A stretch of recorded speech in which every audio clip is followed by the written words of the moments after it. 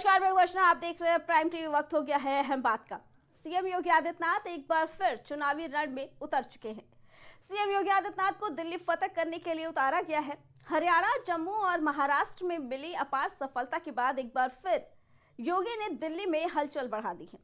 ऐसे में ये जानना जरूरी हो जाता है कि सीएम योगी आदित्यनाथ का स्ट्राइक रेट पिछले चुनाव में क्या रहा था।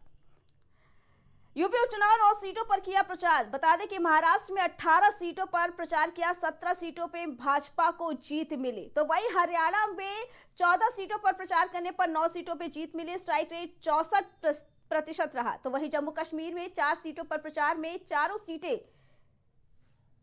यूपी में 9 सीटों पर किया प्रचार, जिसमें से 9 में से 7 सीटों पर जीत मिली। तो वहीं महाराष्ट्र में 95% का स्ट्राइक रेट रहा। साथ में हरियाणा चुनाव में स्ट्राइक रेट 64% रहा, जिसमें 14 सीटों पर उन्होंने प्रचार किया था। तो वहीं जम्मू कश्मीर की 4 सीटों पर 4 में से 4 पर जीत मिली थी। स्ट्राइक रेट 100% का रहा था।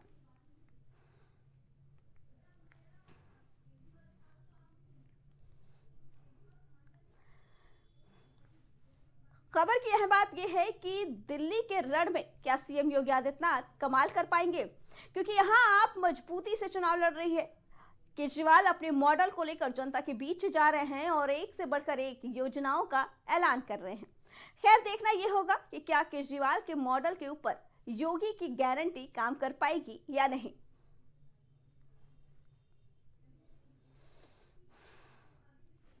उत्तर प्रदेश के उप मुख्यमंत्री केशव प्रसाद मौर्य कन्नौज में संविधान गौरव अभियान कार्यक्रम में शामिल हुए।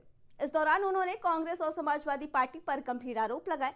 केशव प्रसाद मौर्य ने कहा कि कांग्रेस ने बाबा साहेब डॉक्टर भीमराव अंबेडकर का अपमान किया है और उनका सच उजागर किया है।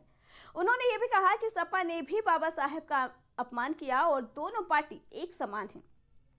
अखिलेश यादव के सवाल पर केशव मौर्य ने कहा कि उनका पीडीए फर्जी था, इसलिए जनता ने उन्हें नकारा। केशव मौर्य ने केजरीवाल पर भी निशाना साधते हुए कहा कि उन्होंने यमुना नदी को गंदा किया है। की अनदेखी करके कांग्रेस ने पाप किया है, उसको उजागर करेगा। बाबा साहब को भारत रत्न क्यों नहीं दिया, उनको चुनाव में हराने का प्रयास क्यों किया, संविधान सभा का सदस्य बनने से क्यों रोका था, ये सारी चीजें हम ले जा रहे हैं, आगे ले जाने का काम करेंगे। और मैं स्पष्ट कहूँ कि कांग्रेस और समाजवादी पार्टी में कोई अंतर नहीं। अगर कांग्रेस आज़ादी के तत्काल बाद बाबा साहब को लगातार अपमानित करने का काम किया, तो समाजवादी पार्टी ने कन्नौज मेडिकल कॉलेज का नाम जो बाबा साहब भीमराव अंबेडकर जी के नाम से था, उसको बदलने का पाप किया था, जिसे भारतीय जनता पार्टी ने फिर से बाबा साहब के नाम से करने का संकल्प पूरा करने का काम किया है। और हम बाबा साहब के सम्मान में भाजपा और भाजपा सरकार सब मैदान जी ने कहा है कि मिल्कीपुर में केवल 20% पीडीए के लोग हैं, 80% अदर हैं। उनका पीडीए फर्जी है। उनका पीडीए मतलब परिवार डेवलपमेंट एजेंसी है, गुंडों, अपराधियों, माफियाओं और दंगाइयों का एक गैंग है। और खबर की अहम बात यह है कि संसद में अमित शाह के संविधान पर दिए बयान के बाद हो रहे विरोध के बीच भाजपा ने संविधान गौरव अभियान की शुरुआत की है। अब देखना यह होगा कि इस अभियान से बीजेपी को आने वाले विधानसभा चुनाव में कितनी धार मिलती है।